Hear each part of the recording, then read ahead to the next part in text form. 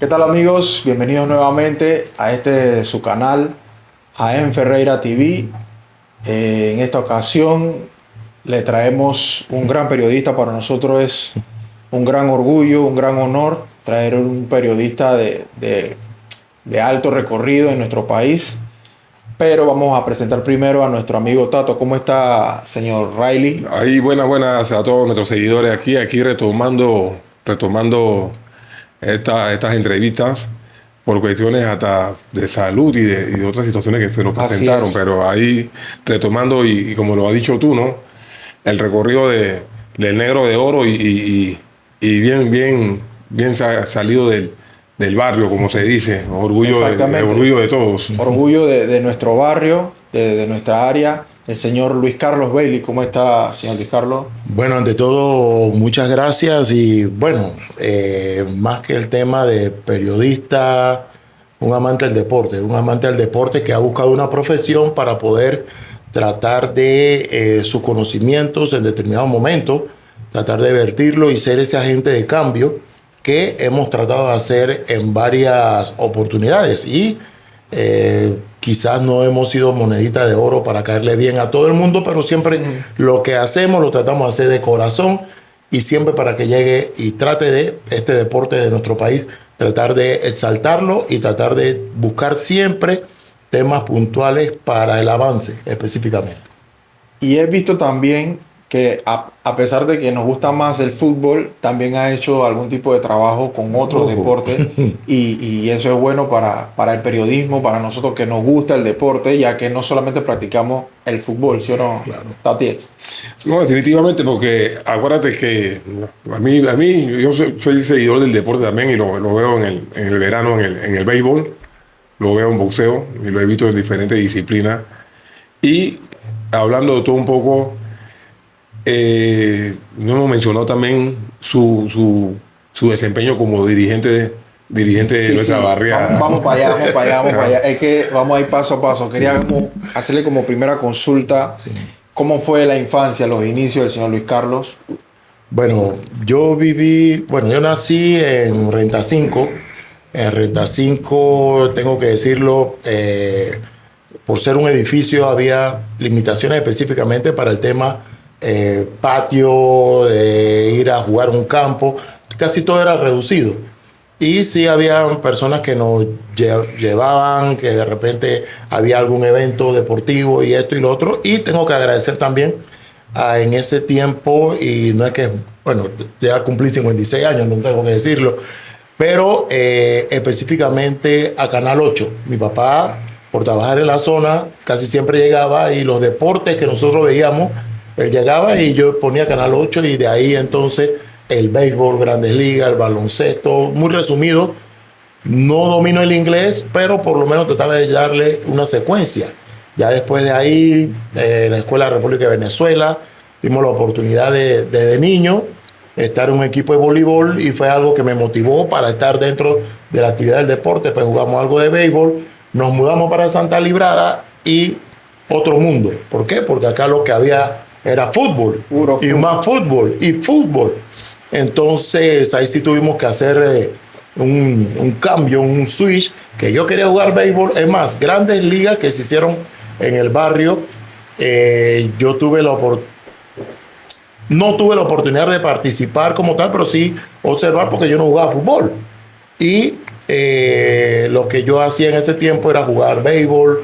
Me iba hasta allá afuera, hasta la entrada, el campo de atrás de la policlínica. El pueblito. Sí, exactamente. Cuando ya estaba un poco más avanzado, en primer ciclo, jugaba hasta con los profesores. Ese le decían Sarmiento en ese tiempo, yo creo, ese cuadro. Sarmiento es el de allá afuera de San Isidro. El de San Isidro. Ese era un tiempo le decían el cuadro de los borrigueros, porque era el tiempo que se estaba haciendo el complejo del Seguro Social. Okay. Entonces los que trabajaban ahí aprovechaban a jugar ahí en el cuadro. Entonces habían equipos y todo que se llamaban así los borrigueros. El papá de Ricardo Adame, hizo varias ligas allá afuera. Y posteriormente sí tuve que, de todas formas, y hay que poner una anécdota en esto. Yo digo que yo sí soy un verdadero y auténtico dueño del balón. ¿Por qué? Porque el hermano de Aristides el que es más grande que Aristides, como No sé. Ajá, estaba rifando una pelota, un balón de fútbol. Pero todo en mi mente era béisbol y algo de voleibol. Y mi mamá le compró el número. ¿Y qué pasó? Un día estamos así, como un lunes, y llegó el primo de nosotros. Llegó el primo y nos dice, hey, te ganaste la pelota. Mi hermano sí era, en vida era totalmente antideportista. Así que el que se hizo dueño del balón fue el negro de oro. El auténtico dueño del balón. Así que por eso yo decía siempre en la emisora que yo sí soy un dueño del balón. Porque de esa forma fue que me vinculo. Es más, yo tiraba la pelota a la pared, la apañaba, la embolsaba y así aprendí a portería. Y ya después cuando me metí en las birrias y demás, en los matches, en el cuadro de la cesta, de materiales caballeros, ya teníamos que jugar y de repente comencé a aprender lo que era patear con la derecha, con la izquierda y ya todo eso poco a poco me fui introduciendo en lo que es el fútbol hasta que comencé a sacar equipos. ¿A qué edad fue eso que sacó? Bueno, el primer equipo que yo saqué fue cortesía a un programa que se llama Acción Cívica y era todos los compañeros ahí de la séptima etapa, pero mi tía trabajaba en el Digedecon. Entonces, como trabajaba en el Digedecon, había los veranos felices que hacía Acción Cívica y nos llevaron entonces, como mi tía tenía el vínculo, ella me llevó específicamente y me dijo, saque el equipo. Y yo comencé a sacar equipo con todo lo que yo sabía de jugar. Esa fue la primera vez. Y después por allí, entonces, al final, dentro de lo posible, ya fui sacando el siguiente equipo y así poco a poco nos fuimos. Aprovechamos esta pequeña pausa para recordarle a nuestros suscriptores que nos puede dejar su like, nos puede dejar sus recomendaciones si existe la posibilidad de que nos recomienden alguna persona para entrevistarle. Nosotros con mucho gusto iremos a donde esa persona, si está en su disponibilidad, y le hacemos nuestras entrevistas. Y a los que no se han suscrito todavía, aprovechen que es totalmente gratis. Le agradecemos de corazón que se suscriban. Y bueno, hicimos una pequeña pausa ya que, bueno, el estudio como tal todavía está en sus inicios y el tema de la lluvia nos ha hecho una pequeña pausa, pero ya podemos continuar. Quedamos en la historia en donde sacó usted su primer equipo. Bueno, sí, como decía, esa es la parte que yo tengo que agradecerle a mi tía Alicia Salguero, que tenía ese vínculo por estar en la Digedecon y que de alguna forma sirvió para que los jugadores que viven o los compañeros, amigos que vivían por el área de la sexta y séptima etapa formaran parte de esos primeros equipos, que la mayoría eran hasta mayores que yo, pero estaba por lo menos de manera para organizarlos. Y la parte de fútbol sí la dominaban ellos.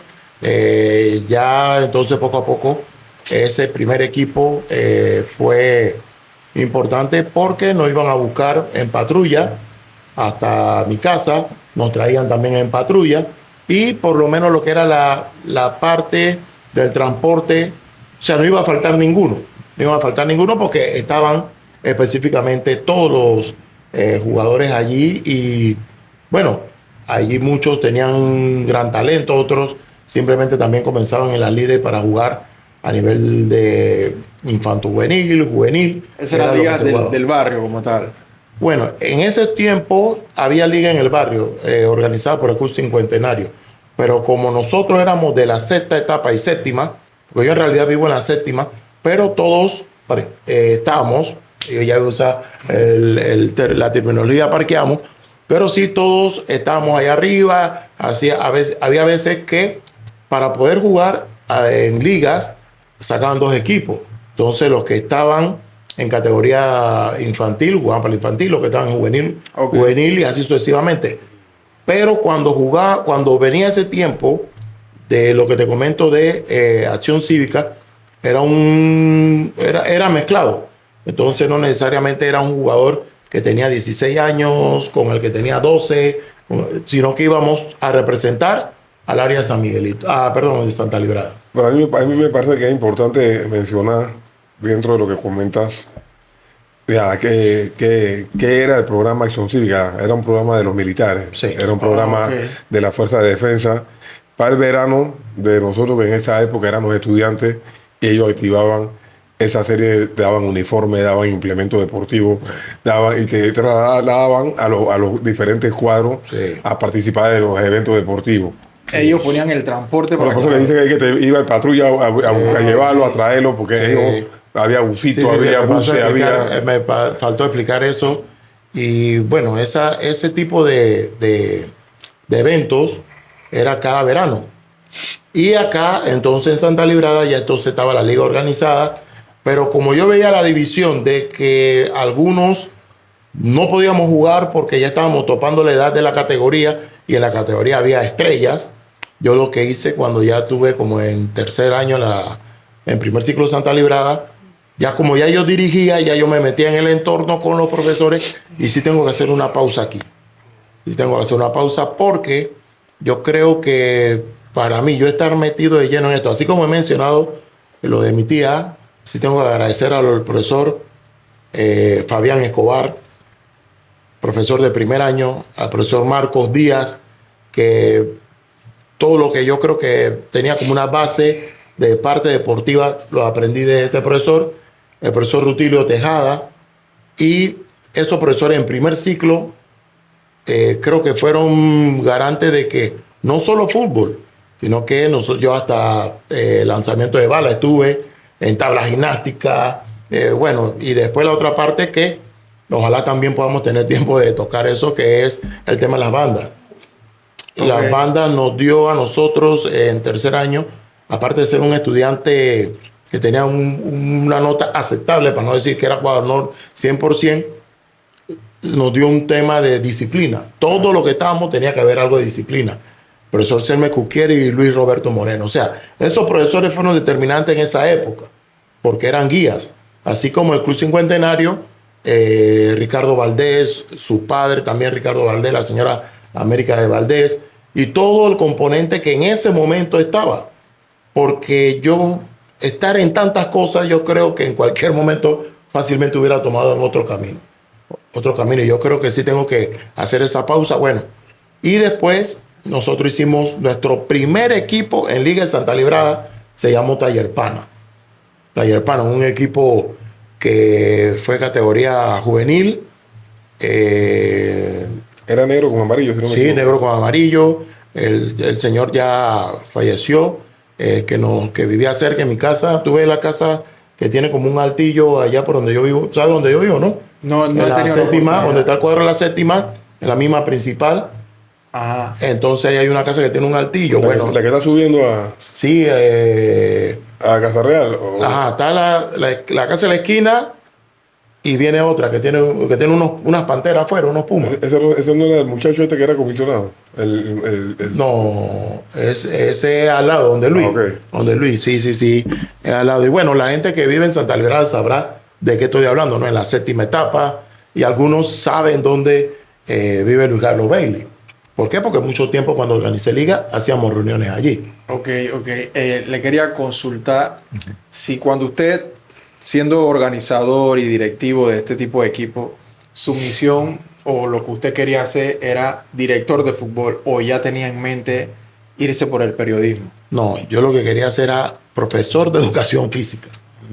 Profesor de educación física, ese era algo que ya por lo que te mencioné de los profesores que yo veía que siempre en los temas deportivos estaban avante, pero el barrio también se movía deportivamente. Claro. Entonces la temporada de béisbol era béisbol. La temporada de fútbol, bueno, el fútbol era todo el año.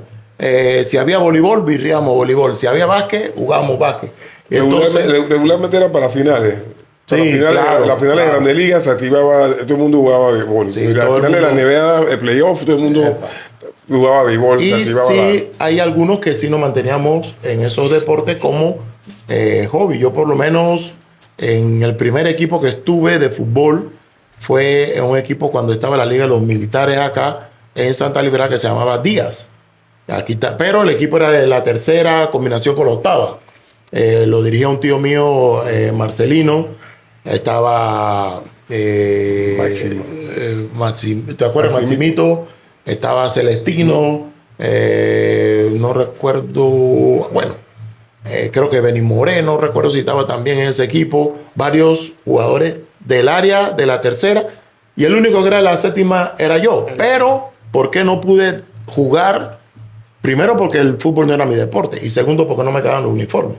Yo estaba gordito y esos uniformes eran bien pegaditos. Le decían Telepanti, ¿te sí, acuerdas? Telepanti, esa es la liga de los... Pero le daban uniforme de todos los equipos, era con el nombre con, del Estado Mayor de la Fuerza de Defensa. Todos los equipos. Flores, Paredes, es más, en esa liga, porque ya anteriormente la primera liga sí fue con solo los militares, pero en esa liga había la particularidad que un equipo se llamaba Valladares.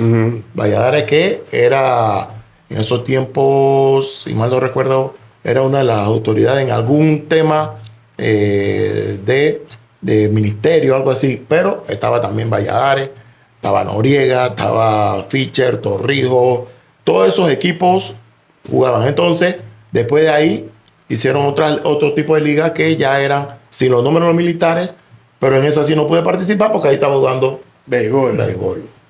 Háblenos un poco de entonces cómo da ese paso o ese cambio de ser directivo al periodismo. Bueno, me está poniendo a saltar un montón de cosas porque en ese momento primaba mucho lo que era estar siempre activo. Yo siempre traté de estar, primero, lo que quizás no muchas personas hicieron por nosotros, los que estábamos en esa edad, que acá en la tercera se había alguien que sí se preocupaba, que era Samuel, Zambú, se preocupaba porque los muchachos estuvieran entrenando, esto, lo otro. Por la casa nosotros no había mucho. Quizás algunos sacaban los equipos y demás, pero no era algo constante ni era un tema de disciplina. Eso me lleva a, posteriormente, cuando yo trato de emprender como dirigente, poco a poco ir conociendo. Pero dentro de eso, me hago muy amigo y casi hermano de Gabriel Castillo. Okay. Entonces, nosotros, Gabriel en la miniliga, agarraba a veces, se ponía a narrar y comenzaba a narrar y esto y los peladitos, y él, como él se conocía todos los nombres y demás, entonces yo traje una vez equipo acá arriba y ya comencé a integrarme con la tercera y todo lo demás. ¿Y qué pasaba? Después sacamos el Orión. Después de mucho tiempo, yo estoy tratando de saltar para hacer algo conciso. Después sacamos el Orión, pero cuando sacamos el Orión, la primera vez que el Orión sale, Gabriel me pide jugadores al Boca Juniors, que fue el equipo que nosotros teníamos, donde había también jugadores de la tercera, como Raúl, estaba también Joel, que porteriaba, más de la tercera. Bueno, habían varios jugadores de acá, y estaba el difunto Erió, estaba Rica estaba en categoría baja, estaba el difunto Miranda. Habían varios jugadores buenos que estaban en mi equipo. Entonces Gabriel me dijo: compa, usted puede prestarme los jugadores para sacar el equipo de la distritorial. Pero como yo no andaba en eso, yo está bien. Los muchachos vinieron, conformaron el primer equipo del Orión, que fue el equipo gris. Gris con negro y blanco. Gris con negro y blanco. Y esa vez terminaron bien. Posteriormente, cuando vino la segunda edición de eso, entonces sí, yo me incorporé al cuerpo técnico. Y ya comenzamos a trabajar sobre esto. Pero siempre estamos vinculados con Gabriel para arriba y para abajo. ¿Qué sucede? Cuando sacamos el que ustedes jugaron, el blanco con rojo. Coca-Cola. Ajá. Nosotros a veces perdíamos los partidos, pero jugando mejor que el otro. Y después cuando sacamos el Infanto, todavía mejor. Ahí sí fuimos campeones. Pero le llamó la atención a un señor, Héctor Segura y Luis Antonio Barreto. Y ellos nos invitaron a un programa. Nos invitaron a un programa que se llamaba La Hora del Fútbol. Y Gabriel y mi persona estábamos dirigiendo, pero teníamos casi la edad de todos ellos. Yo soy mayor que Tato 1 año nada más. Y Gabriel sí es 2 años mayor que él. 2 años. Entonces, ¿qué pasa? Que allí nosotros vimos otra cosa en el tema de radial. Posteriormente aparece Luis Giraldo. Y ya Gabriel entonces comienza a tener la tendencia de estar en los medios. Yo creo que Gabriel se cambió hasta de carrera. No recuerdo si era en Derecho o en Arquitectura. Y cambia entonces para periodismo. Pero como todavía manteníamos esa... Es más, te comento, nosotros entrenábamos los equipos. Yo tenía un VHS, grababa los partidos Nos quedábamos casi como hasta las 5 de la mañana revisando juegos. Holanda, de 1988, nosotros comenzamos a poner al equipo al fuera de juego, a tratar de... Porque nosotros lo estudiamos y eso era todas las noches, compa, esto así, y Gabriel apuntaba y yo trataba de hacer. Cuando veníamos al entreno, hacíamos lo que veíamos, todavía de manera empírica, pero tratando de buscar ese punto. Y eso sirvió para el equipo. Posteriormente, bueno, yo no había culminado la escuela, yo estaba en el América, me había salido de la escuela tontamente, y tengo que decirlo a todos los que están viendo los estudios, lo primordial, lo principal dentro de lo que es el componente para que una persona sea, se puede decir que es algo completo, porque no solo es tener dinero, no solo es tener fama, no solo es tener sus alimentos, sino que hay que tener estudios principalmente para poder entender y comprender algunas cosas. De allí entonces me meto a la escuela nocturna oficial, sigo con la parte de dirigir. Gabriel abría algún seminario, me llamaba, compa, en tal lado, vete tal día, esto, lo otro, y seguíamos en eso.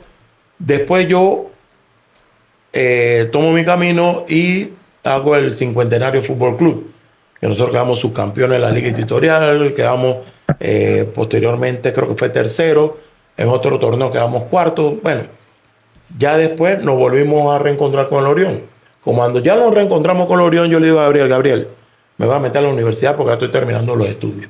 Y me voy a meter porque yo creo que ya yo, profesor de educación física, no voy a hacer. Sí, ya yo estaba rozando las 200 y tantas libras y yo sé que no iba, yo sé que no iba para eso. Así que yo lo que agarro es, voy a la Facultad de Comunicación Social, inmediatamente comenzaron las preinscripciones, me meto y ya entonces, gracias a Dios, ha sido mi carrera y mi profesión, después de haber pasado tanto y tanto con el deporte.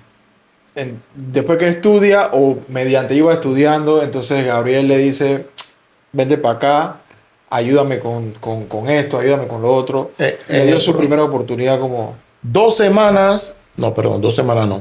Vamos a decir como 3 semanas iniciada la universidad, me encuentro con José Alberto Chacón. Alguien que trabajaba, yo no sé si tú recuerdas, Tato, era Roberto Rivera, José Alberto Chacón y Antonio Ipurúa, Bene Castillo, Gabriel, y creo que también estaba Chevelud, junto con Luis Giraldo. Y Luis Giraldo se va para Planeta Deportivo con el periodista Rubén Pinzón, que Dios lo tenga en la gloria. Entonces los dueños del balón se quedan a un lado y en ese momento, al encontrarme a Chacón, ¿qué pasa? Que se divide Chevelud y Roberto, y creo que Bene se van para una emisora. Y cuando yo ingreso fue justo cuando estaba iniciando el Mundial del 98. Entonces yo le había dicho a Gabriel, Gabriel, cuando yo me meta a la facultad, tú me avisas y para poco a poco coger esa experiencia. Claro que sí. Entonces no tanto es que voy a hablar, no a hacer tal cosa, sino para específicamente tener el manejo, porque ya yo lo conocía, porque ya en muchas cosas estuvimos juntos. O sea que Gabriel estaba en radio y yo estaba sin decir nada, pero yo estaba. ¿Por qué? Porque después de ahí teníamos que entrenar, o después de ahí vamos a buscar un patrocinador. Y Gabriel tuvo la ventaja de que estuvo en Exitosa, Radio Ancón. Bueno, un gran profesional, mi compadre, y también escribía en páginas de deporte, en la Crítica, estuvo también en El Siglo. Entonces se da de que en ese momento, cuando yo ingreso, ellos estaban haciéndole, Gabriel estaba sin emisora per se, y venía el Mundial del 98, como te comenté. Entonces Gabriel iba a cubrir a Lucho Giraldo o apoyar a Lucho Giraldo, y él nos lleva a mí y a Chacón para estar en Planeta Deportivo, edición mundial. Rubén Pinzón estaba en Francia.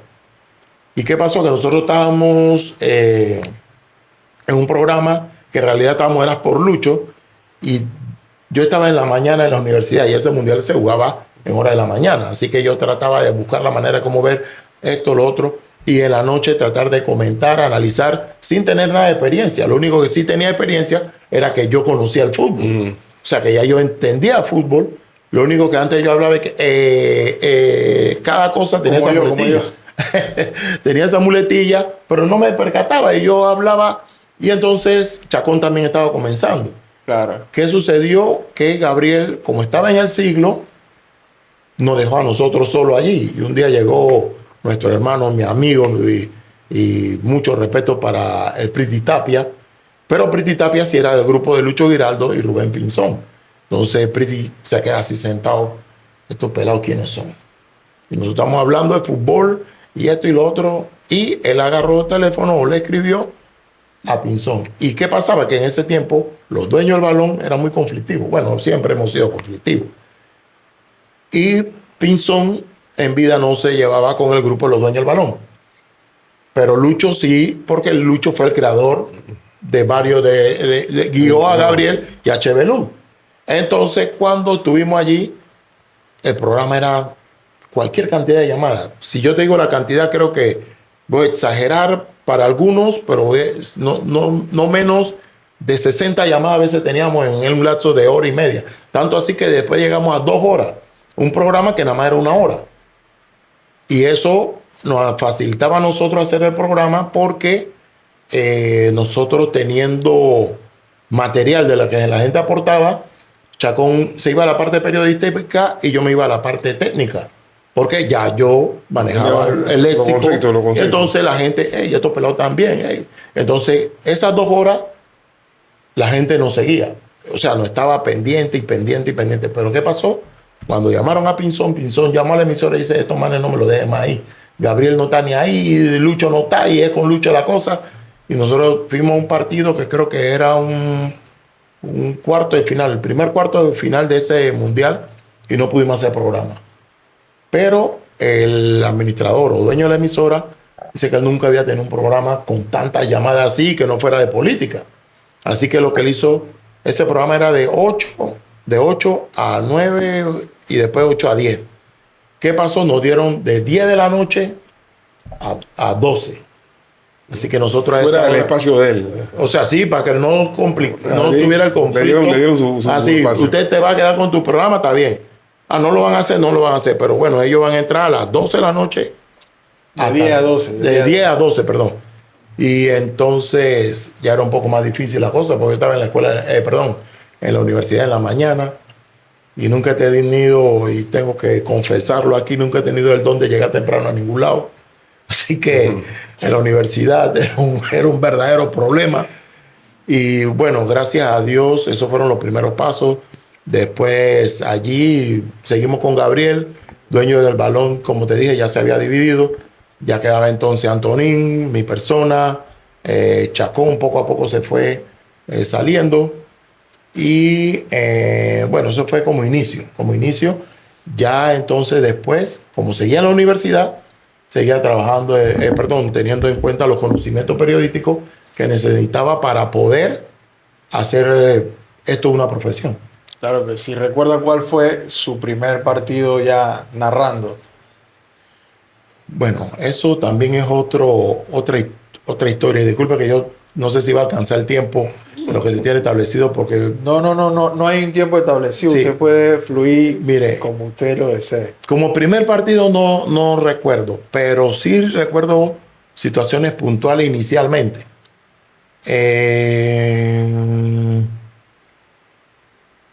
Yo estaba con Gabriel, ya estábamos Julio, Gabriel, estábamos en ¿cómo se llama esto? En RCM. Vino el mundial del barrio de futsal. Y entonces un día iban a tener un programa en vivo desde allí y era la transmisión de uno de los partidos. Pero ¿qué pasaba? Que ya como yo estaba con Gabriel, estaba con Julio, 2 grandes locutores, narradores de fútbol, ¿yo qué hacía en mi casa? Yo me ponía a practicar solito. Porque lo mío en realidad al principio era comentar. Y siempre, hasta con el mismo Tato, nosotros hemos siempre tenido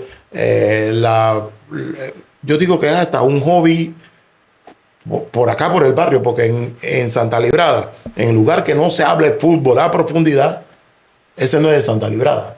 Yo no sé otros lugares si es así. Es así. Si es así, nosotros acá, con el amigo Catalino López, o el mismo Tato con Chichi Cosme, Héctor Cosme, con algunas personas que nosotros, Erigarse, debatíamos temas un poquito más allá. Entonces eso me sirvió a mí a la hora de estar en la profesión que estoy. Y a mí me gustaba comentar fútbol, pero no narraba. Entonces, ¿qué yo hice? Yo chuletero, me ponía solo en la casa. Yo, sí, la tiene, esto, lo otro, pi, pa, pa, pa. Ya había comenzado a hacer ejercicio porque una amiga me dice un día, y también el amigo Víctor Caballero, el Nene Bomba, y también David Serrano Morales. Me dice David Serrano, tienes una gran voz, pero si no la cultivas es como si estuvieras vendiendo chicha. Así que, y entonces el Nene Bomba me enseñó algunos ejercicios y me dijo, grábate, escúchate lo que estás hablando. Eso de tienes que eliminarlo. Entonces ya ellos me pusieron a hacer ejercicio y me forzaron a escucharme. Entonces al escucharme, ya entonces el día que estábamos en esa, ya en RCM, y Gabriel estaba con los patrocinadores, Julio también, Carlito Martínez estaba, o Lucho, perdón, Carlito no estaba ese año, Lucho estaba encargado de lo que era atención, atención, y daban alineaciones y esto y lo otro. Entonces alguien tenía que narrar, porque ya se había dicho que se iba a narrar los partidos, y agarré yo y me monté en la patineta. Bueno, sí, Carlito estaba conmigo, Carlito comentó, Carlito estaba arriba en la grada conmigo, Carlito Martínez, gran profesional también. Y bueno, nosotros ahí llevamos no el partido, eran 3 partidos por jornada, así que imagínate, sin saber hacerlo. Entonces, eso puede haber sido lo primero que hice en ese sentido. Los primeros partidos. Ok. Escuchando su muy linda historia de superación, porque a pesar de que quería hacer una cosa, no decidió estudiar desde cero. Pensó, hey, mira, yo lo que necesito es prepararme porque Claro. ya voy a ser adulto.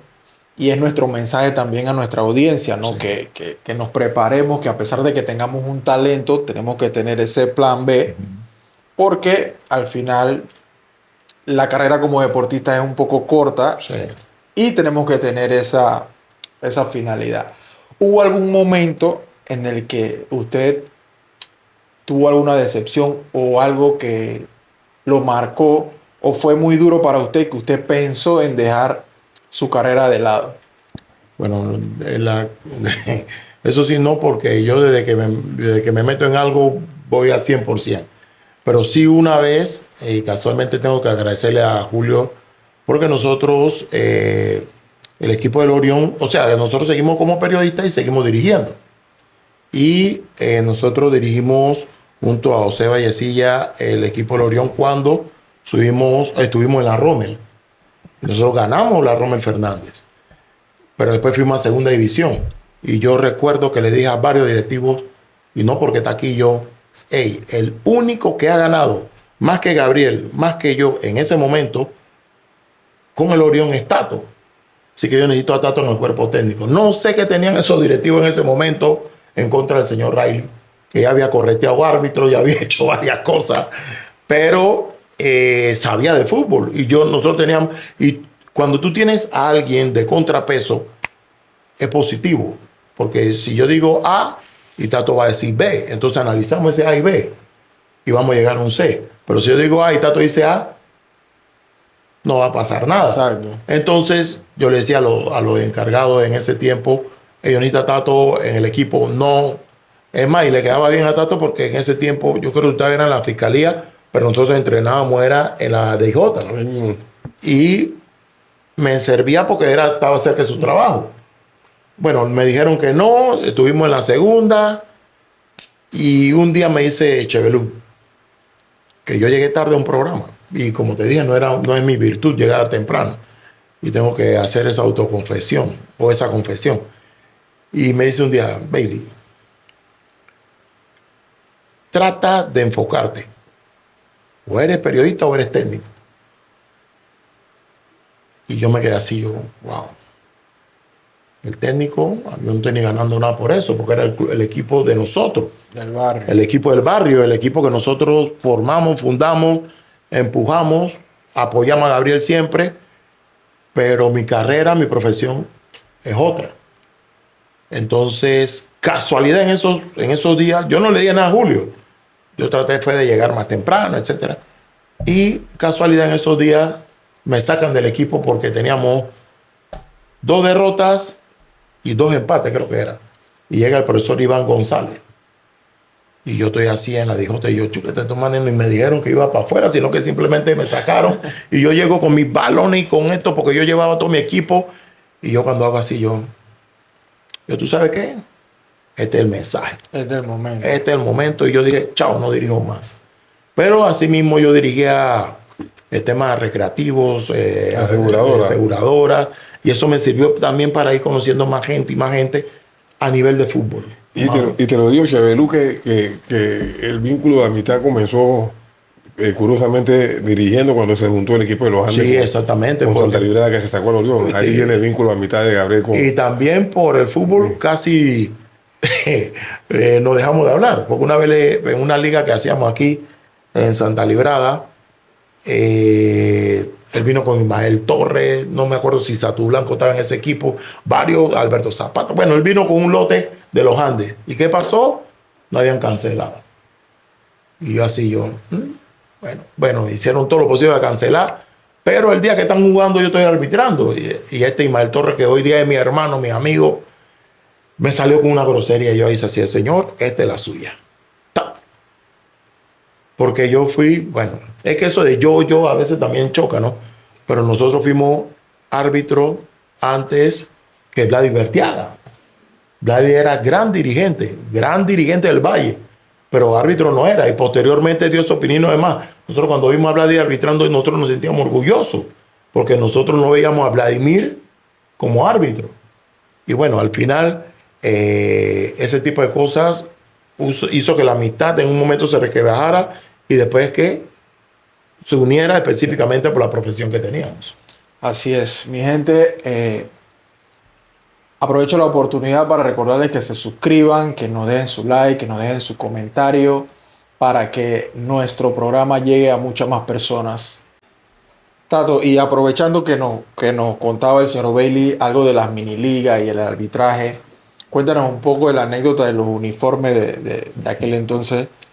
No, los uniformes de la mini liga también tenían la suerte de que tenían al señor Ortiz, que si bien es cierto no es que él lo compraba todo, pero como él era un buen ejecutivo, tenía buen puesto en Menache. Primero en Mauricio, Sí. Después en Menache, él se encargaba de conseguir los uniformes ya con patrocinadores, Adisa, Banco de Boston, Caja de Ahorro, pero eran 32 equipos. Yo Pero, no sé, pero antes era nada más el J2. Ajá, Era J2 y no tenía nada en la espalda. Y después, entonces, vino... sí. Cuando comenzamos con los primeros Orión, cuando comenzamos con los primeros Orión, nosotros nos soltábamos, yo creo que era en Vista Hermosa, y caminábamos en esa Vía España repartiendo cartas, buscando patrocinadores. Luis Pimentel, Peluca, Rolín Mapache, Beneito, mi persona, Gabriel Castillo, Bailey, esta acera allá, tuve esta acera de acá, y muchas veces no salía nada. No, pero ¿se conseguía algo? No, gracias muchachos, vamos a tenerlo en cuenta. No sé qué. Entonces nosotros comenzábamos con la compradera de suéter de educación física y a comprar los tintes para pintar y el piloto y que la línea, cruzadera de línea y hasta la franja, la después banda. fueron apareciendo las serigrafías caseras. Sepa. Y con una malla, con esa malla de... No era un cuñado hermano de Pimentel el cuñado, yo creo que sabía hacer las mallas y entonces era para hacer la marquilla y agarramos y comenzamos a hacerlo. Unas madrugadas, en compañía hasta de la mamá, vamos a poner la mamá de Pimentel, la casa que era, la mamá estaba sancochando. Porque el suéter con el agua caliente era más concentrado, pero estaba todo en el mismo paquete, en el mismo partido. No, y eso más creo que fue también como para una mini liga que organizó el Orión, que después comenzamos en eso y hasta después quedó institucionalizado. Ya cada uniforme, nosotros mismos hacemos la marquilla. Gabriel aprendió, Pimentel, Peluca, aprendieron y ya entonces era una cuestión. Rolly Mapache, que era otro también que estaba también en el lote. Y bueno, simplemente autogestión. Esa es la autogestión. Ustedes mismos se volvieron su propio arquitecto. Nosotros tenemos un uniforme que antes hablamos, uno blanco con franja roja aquí, Sí. con Coca-Cola, Orión, y no había corredor en ese tiempo, en los 80, a inicio de los 90, y ese uniforme era de la sub-17, de la mayor, de la juvenil, y había que coger bus de Chimborazo para el Maracaná que jugaba el otro equipo. Ahí no había corredor, te estoy diciendo, ni tren. Y todos los juegos eran así, el mismo día. Había Sí. muchos tren que decidían bajarnos en 5 de mayo y correr por atrás por Santana porque era más rápida. Para que llegara el uniforme. No, nosotros Y usado. Y usado. Ahí mismo. No, y varias temporadas. A eso le dimos Sí, parte. porque ¿qué pasó? Que ese equipo Infanto ganó y Gary Alvarado nos regaló un uniforme naranja y ya entonces estaba el naranja y el blanco. Pero el naranja después vino el ANAPROF, que Gabriel consiguió con la ANAPROF que nos regalaran unos uniformes y nosotros lo combinamos. Todos los equipos, como nosotros teníamos, en mi caso, teníamos afinidad por el Milan, por los holandeses casualmente, y el Milan en ese tiempo usaba pantalón blanco y medias blancas.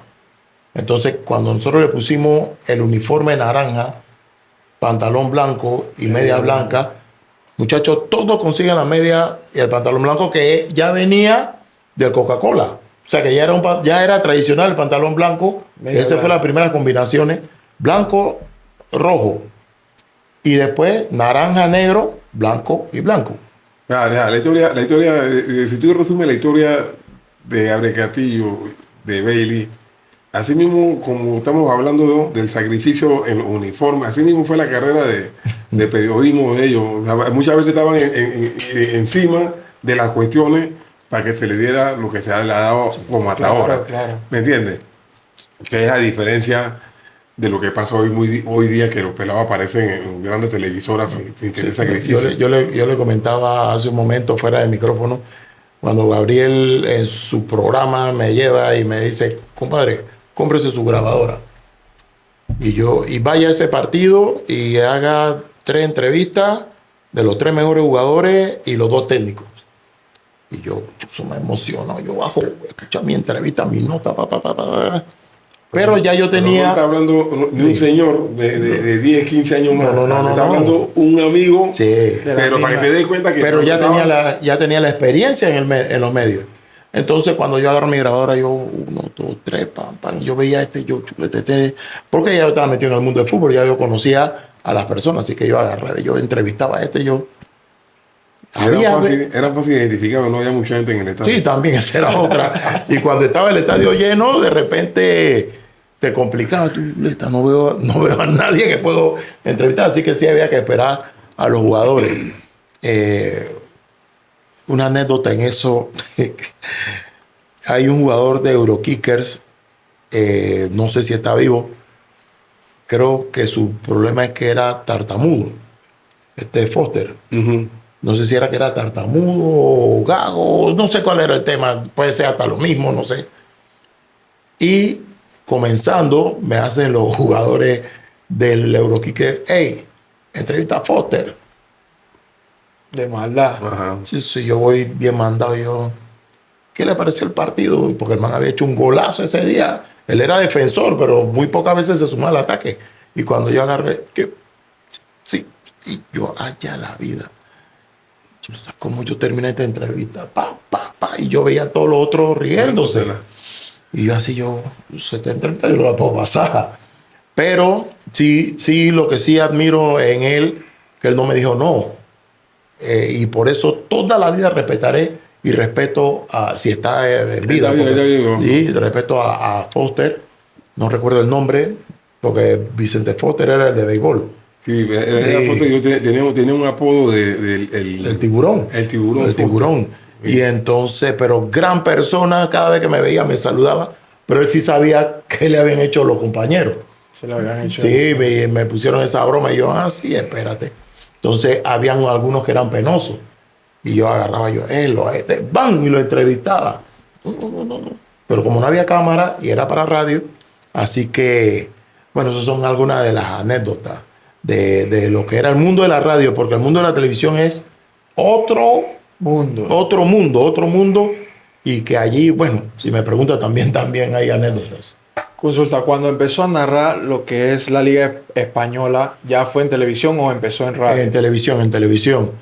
Y casualmente creo que ahí fue una de las anécdotas más interesantes, que yo siempre he dicho que yo no le temo a cosas que yo domino. Si hay algo que yo no sé, yo rápidamente no me meto en eso. Por lo menos con las manos, y que mecánica, que si pintar, que si esto, yo no soy muy diestro en eso.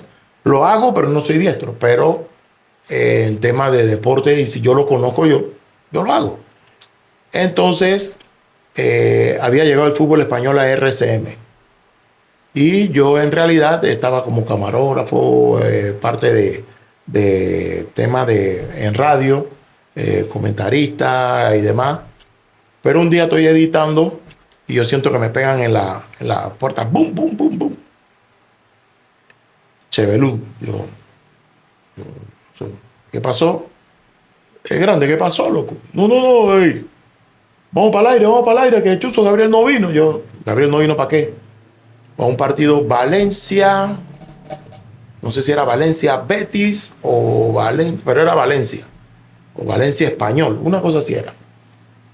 Y me dice Julio, mueve, ponte esa camisa de Gabriel. Yo, ¿qué tú crees que era la camisa? Color negro. Yo me puse una corbata celeste, una corbata azul y el saco azul. Y yo cuando miraba así, yo creo que no me estoy viendo loca. Porque el color negro no me favorece, obviamente. Okay. Y por lo menos, y menos con un saco azul. O sea que de repente, bueno, comenzamos, hicimos el partido. El señor Prieto vio la transmisión y vino. Pues hombre, usted no nomás era comentarista de radio y camarógrafo. Yo no sabía que usted comentaba fútbol. Julio, mételo más en los partidos. Pero eso fue algo que... Comenzó como comentarista. Sí, allí para televisión comentarista. Y lo de narrar sucedió que ya yo había comenzado a narrar en radio. Tengo que agradecer... bueno, esto de agradecer, uno lo hace porque verdaderamente son gente que ha influido en la carrera de uno. A Félix Piñango, Héctor Villarreal, Dicky Paredes, Julio Alfaro, hay una lista larga, Rubén Darío Bossi. Pero que también esos profesionales eran bueno, yo estuve con esa gente, con ese sitial, cuando cambié de RCM Radio y me fui para La Exitosa, estuve con esa gente gracias a Roberto Rivera. Y al estar allá, me dice un día Piñango, Bailey, tienes buena voz, tienes esto. En este mundo son pocos los privilegiados a poder describir algo y que la gente entienda qué estás haciendo. Porque cualquiera puede hablar y decir y esto, pero no cualquiera le pueden seguir. Y si conoces del deporte, trata de prepararte y hazlo. Escucha gente de afuera, ten un estilo, esto, lo otro. Trata de diferenciar de deportes, porque el fútbol no es lo mismo que béisbol, el béisbol no es lo mismo que baloncesto. Entonces, ese fue el que nos dio ese empujón para poder hacerlo. Y yo narraba ya en radio, o sea, que ya yo había comenzado a narrar en radio, Y un día, Roberto Rivera me dice, compa, hay un partido que es en Carnaval y el partido va en diferido jueves, porque recuerda que los partidos de Champions es martes y miércoles. El de televisión era miércoles. Sí. No. Ese tiempo se llaman los dos. Porque Marte Carnaval siempre se transmitía directo allá de, creo que era Chitré. Y el otro partido lo daban el otro partido en vivo lo transmitíamos desde el estudio. Pero ¿qué sucedió? Que el partido que iba para el día viernes, nosotros lo grabamos y ya habíamos grabado supuestamente el martes, que supuestamente era para el jueves. El partido del viernes salió sin audio. Hicimos todo el partido, salió sin audio. Y Roberto me dice, hey, compa, va a tener que venir de nuevo y vamos a tener que meter el audio en vivo. Pero nos vamos a salir en off. Yo, bueno, está bien, nos sentamos, Eso fue febrero. Y a mí no me llamaron más y yo hice los partidos. Bueno, fue de prueba, está bien, para ver si quedaba o no quedaba. Y cuando llegamos a agosto, me llama Roberto. ¿Sí? Un poquito de agua. Es un problema. Sí. Un poquito de agua, no. Un problema técnico. Sí, normal. Tranquilo, estamos en vivo. Estamos fluyendo. Puede fluir, tranquilo. Eso es normal. Ya, ahora sí. Algo le dije que dale no. Dale con fuerza. Duro, eso. Saliendo de la hamburguera. Bueno. ¿Qué pasó? Me llama Roberto. Hey, compa, ¿usted se atreve a comentar fútbol argentino? Yo, ¿qué? ¿Cómo no? ¡Venga! Si eso era lo que más yo veía. Fútbol argentino y fútbol inglés. Y entonces yo venía desde mi casa en la séptima, donde mi tía que tenía cable, todos los lunes, todos los partidos de los domingos que a veces daban fútbol inglés, los lunes que daban fútbol argentino, o sea, yo estaba metido de lleno.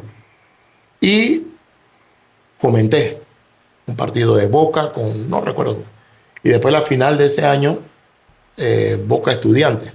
Eso fue una final que se fueron a empate y tuvieron que definirla en un partido extra. Bueno, ahí comienzo yo en TV Max. Ahí comienzo yo, ya no, o sea, el primer partido, solo fútbol argentino. Después, más adelante, compraron la liga inglesa y entonces ya había partido en la mañana, todos eran en la mañana. Y los partidos de fútbol argentino eran diferidos. Pero ¿qué pasó? Como Roberto me había escuchado narrar en radio, me dice, hey, tú vas a narrar tú vas a narrar con Otero. Pero Otero no narraba en tele, porque él sí también narraba en radio, pero en tele no. Y me dice, vas a narrar y él te va a comentar. Y yo, vamos para encima. Si es fútbol inglés, y agarré yo, ta. ¿Y qué pasaba? Yo no me quedaba en eso. Yo lo que hacía era tratar de ver al Pollo Viñolo, a Clos. En ese tiempo estaba el don Araujo, que salía con Macaya, y yo lo veía y yo escuchaba y en qué podía ponerle velocidad y en qué no, y ahí cómo se mencionaba, cómo iba el balón afuera, cómo esto de 3/4 para de cancha para adelante se incrementaba un poco, en mitad de campo se bajaba, en zona defensiva el balón ya era más pausado, aprovechaba, comentaba. Bueno, eso yo lo noté y así mismo yo implementé lo que es mi estilo, que después poco a poco hemos ido tratando de cambiar algunas cosas y bueno, al final, pero sí fue así. Tengo que agradecer en ese momento a Jorge Amaya, que le dijo a Roberto, man, está bien, y seguimos. Ahí tuvimos espacio de 8 o 9 años en TV Max. En caso tal, ¿hay algún visualizador, alguien que nos vea, que quiera ser narrador, lo vea a ustedes como ejemplo? ¿Usted tiene algún consejo para ello? Mira, lo principal es tratar de no creerse ninguno de los grandes. Tratar de ser lo más humilde posible, prepararse, estudiar, definir varios estilos y que la gente te diga cuál te favorece. No que tú digas cuál te favorece, porque en realidad escuchar mucho consejo. Eso es lo principal. Porque hoy día yo creer que yo me la sé, eso me está... En cualquier momento puedo creer que estoy haciéndolo bien y lo que estoy haciendo lo contrario. Exacto. Y entonces al final llevar un consenso de el producto es el partido, no tú. Tú eres la vía de comunicación entre el aficionado y el partido. Y tener en cuenta que todo lo que están escuchando o viendo pueden saber hasta más que tú.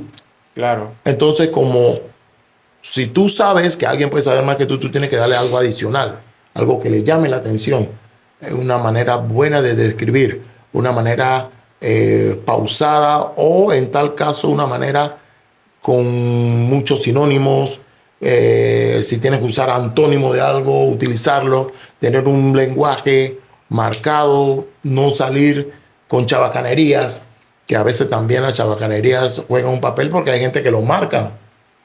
Históricamente hay un cuento aquí en Panamá con un narrador en provincias centrales narrando béisbol y se ve para el pitcher, hace eso, no sé, un bola, que no sé qué, esto por aquí, y sí, ahí levanta la bola, viene tremendo. Y así se le fue de la emoción y lo mencionó y quedó marcado como eso. Y entonces ahora hay mucho más controles con la licencia de locución. Entonces sí, yo recomiendo que leer mucho, prepararnos, escuchar mucho, ver mucho de lo que estás, en tal caso, narrando, locutando, tener mucho feedback, eso es positivo, y que al final simplemente lo veas como una profesión que tú tienes que ponerle amor. Eso es todo. ¿Cómo maneja la presión Luis Carlos Bailey en caso tal? Bueno, ya usted tiene un montón de experiencia, ¿no? Pero, por ejemplo, nosotros que a veces estamos acá, que estos son nuestros primeros meses entrevistando, Sí. frente a la cámara, nos da los nervios. Usted conoce a Tato, como Tato es efusivo y conversador, pero la cámara... Quítale la cámara y... La cámara lo limita un poco. ¿Qué consejo usted le da a esa persona o cómo maneja usted los nervios, pues, la presión? Mira, yo en segundo año, la profesora Nelva de Touriño, ojalá esté viva, a la hora de dar poesías, yo tenía el problema de lo que te mencioné, del y a la hora de dar una poesía, imagínate. Entonces un día ella nos dio una técnica. Traten de ver algo en el horizonte, pero verlo, pero, o sea, no quedarte en eso. Tú miras, pero tú no estás mirando. O sea, está la cámara, yo le estoy hablando a la cámara, pero yo no estoy viendo la cámara. O sea, me estoy imaginando que estoy viendo a alguien y estoy mirando hacia allá. Eso, cuando hice mi primer, cuando llegué a televisión, lo primero que yo utilicé, yo, espérate. Y yo miraba la cámara, pero miraba mucho más allá. Y yo estoy en mi mente pensando que estoy hablando con mucha gente y que cualquier movimiento adicional que yo haga, miro para acá, miro para allá, todo el mundo se está percatando porque el que está en el primer plano soy yo. Entonces simplemente ser lo más natural posible. Estoy hablando, estoy diciendo, estoy conversando con el que está allá y ese conversar con el que estoy allá en algún momento tiene que ser como si él me estuviera contestando. Entonces poner atención. Si tú me estás hablando, estoy poniendo atención. Si miro para acá, estoy poniendo atención. Y cuando de repente me refiero nuevamente a la cámara, me mantengo. La cámara es tu amiga, pero así mismo te destruye. Te destruye totalmente. Entonces, ese tipo de cosas es sencillo. Porque a la hora de tu conversar, yo estoy conversando con Tato, lo estoy viendo. Pero hay gente que no le gusta ser personal, sino que están mirando por otro lado y están hablando contigo y están y que sí, porque enviar a hablar, mo, y esto, mo. Y tú, pero si este man está hablando conmigo porque está mirando por otro lado. ¿Me explico? Claro. Entonces, ese tipo de cosas son importantes en este medio. Todavía más envolvente es la radio. Porque la radio tú tienes que describir. La gente no está viendo. Tú tienes que decirle, estoy al frente de un vaso. Este vaso tiene un líquido. No voy a decir qué es, pero el líquido tiene hielo. Bueno, en realidad es agua. El vaso por dentro es blanco, por fuera rojo, tiene un sobremesa, la mesa es de vidrio. Pero si yo lo digo así, va a sonar, pero yo lo puedo decir, este vaso que tiene agua por dentro, tiene hielo, tiene el color blanco por dentro, por fuera es totalmente rojo. Uso un ritmo, pero lo estoy diciendo. Entonces, a la hora de que La radio es más envolvente. La radio si es por mí, a mí me gusta mucho más radio. El periodismo que sí casi nunca hice fue el escrito. Sí estuve en algunos proyectos, pero el periodismo escrito tiene su gente también. Ese es otro tema. Señor Luis Carlos, ¿qué cree usted que le hace falta al periodismo deportivo hoy en día en Panamá? Una academia de periodismo deportivo.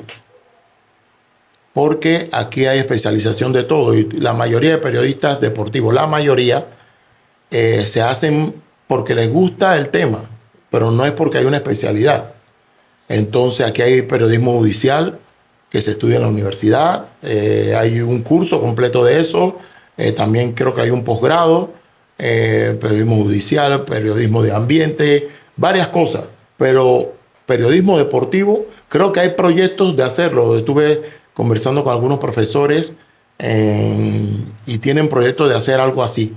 Pero aquí hay compañeros y colegas que han estudiado fuera. Hay otros que han estudiado vía internet, pero creo que aquí en Panamá, para el fortalecimiento de esta disciplina, de esta carrera, es que hay una academia, una escuela, una universidad que tenga que ver con el deporte.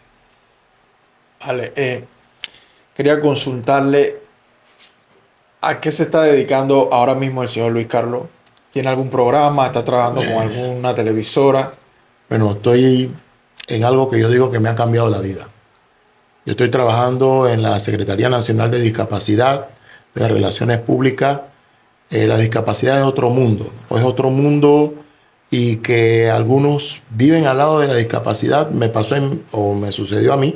Mi papá no veía, es ciego o fue ciego. Y yo le describía esto, lo acompañaba, también tenía una prótesis, yo lo acompañaba esto, pero cuando ingresé, ya mi papá después fallecido, ingresé a la Senadis, entendí, comprendí varias cosas que tienen que ver con las personas con discapacidad. Entonces, hoy día siento que eso me ha cambiado la vida porque veo el mundo de manera diferente, específicamente respetando a las personas, tengan o no discapacidad. No que antes no la respetaba, pero ahora uno tiene un valor adicional. Es más, estoy tratando de que el deporte para personas con discapacidad llegue a la pantalla. Estoy tratando de hacerlo. Ojalá puedan, la gente que estoy conversando para el tema, pueda comprar el asunto porque las personas con discapacidad también merecen un espacio. Y en este sentido también me estoy narrando en radio, partido de fútbol. Ahorita estamos también en el YouTube con la federación transmitiendo el torneo nacional de futsal.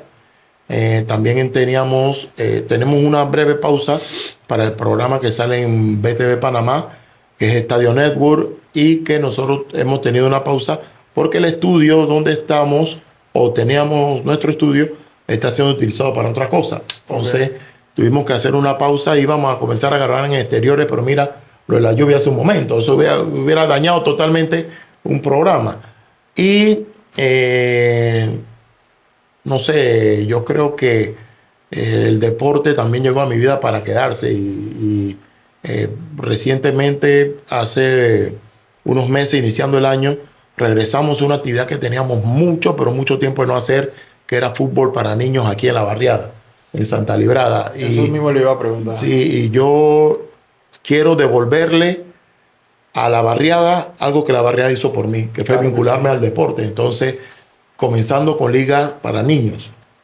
Entonces, eso es lo que estamos haciendo en el momento. Creo que para ahora, para final de año o posteriormente, iniciando el próximo, vamos a tratar de ver si hacemos el segundo torneo buscando talentos y ojalá puedan todos los que me apoyaron apoyarnos nuevamente. Sí, exhortar a todos los que puedan patrocinar, a todos los participantes de sectores aledaños, ya sea dirigentes o personas normales que quieran aportar, que se acerquen donde el señor Belio. Sí. No sé si hay alguna red. Sí, mi cuenta de Instagram es @luisca507, @luisca, la letra K, 507, en Instagram, en X, y también en Instagram fútbol y más _507. Entonces esas son las cuentas que tenemos. No soy muy asiduo a estar todo el día pegado al celular subiendo cosas. Yo subo cosas esporádicamente, pero no porque no tenga material, sino es porque estamos envueltos en mil cosas. Y ya, por lo menos este año he descansado un poco del tema de los 35 años, perdón, de la banda independiente Doctor Belisario Porras, que es otra pasión que tengo. También participa de bandas independientes.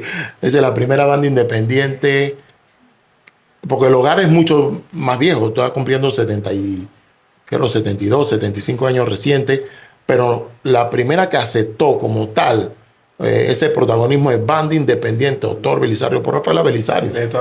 Establecida como tal. Las otras prácticamente funcionaban como tal, el hogar, motores diésel, todo eso, porque eran gente que no, tú completabas la matrícula, y disculpa que estoy hablando de otro tema que también nos apasiona, pero no completaban la matrícula, pero sí había mucha más gente en la banda que en la misma escuela. O sea, funcionaban como bandas independientes.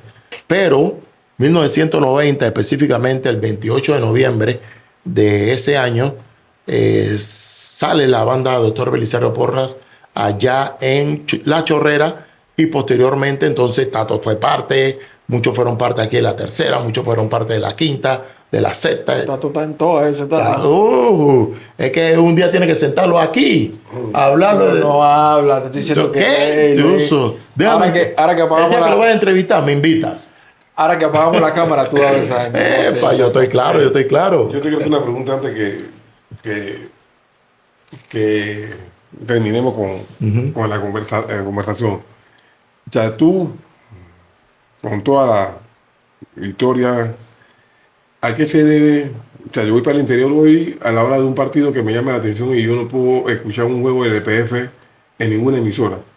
¿A qué se debe de que antes nadaba Radio Ancón, la exitosa de RPC Radio, y tú escogías y el fútbol no estaba con el agua que tenemos hoy día? Yo vendí una revista deportiva. Deportiva. Que yo te voy a ser franco, yo creo que una revista como esa sale en este momento y se pega, porque esa revista no era cualquier revista, esa revista era de colores, tiempo de revista, ellas de una pretty. Y yo veo que vamos en ascenso, pero yo no puedo encontrar un resumen de la jornada en YouTube. ¿Cómo quedaron los juegos? Alguien que me diga la jornada, es increíble. Por lo menos ver los goles completos. Sí, no.